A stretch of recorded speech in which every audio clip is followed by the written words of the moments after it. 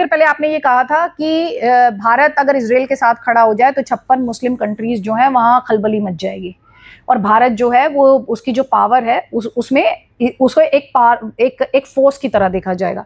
लेकिन जब इसराइल के साथ खड़ा होगा सर तो भारत के तो भीतर ही प्रोटेस्ट हो जाते हैं ना सर। मैम, इसराइल के साथ हम शुरू से खड़े रहे हैं। ऐसा कौन सा मामला है जहां हम नहीं खड़े रहे हैं? अटल बिहारी वाजपेयी से लेके मनमोहन सिंह से लेके मोदी जी तक सबका स्टैंड क्लियर है। 2 नेशन पॉलिसी, इसराइल अलग होगा, फिलिस्तीन अलग होगा। कहाँ चेंजिंग आई है हमें नहीं समझ में आ रहा है। शुरू से तो हम लोग वही कह रहे हैं, आज भी हमने वही कहा है। क्या चेंजिंग नहीं आई है हमें नहीं समझ में आता है। मीडिया में ना कई चीजें होती हैं, 2 चीजें परोस दी जाती हैं, ये ऐसे हो रहा है, ऐसे हो रहा है, वो दोनों में से कुछ नहीं हो रहा है।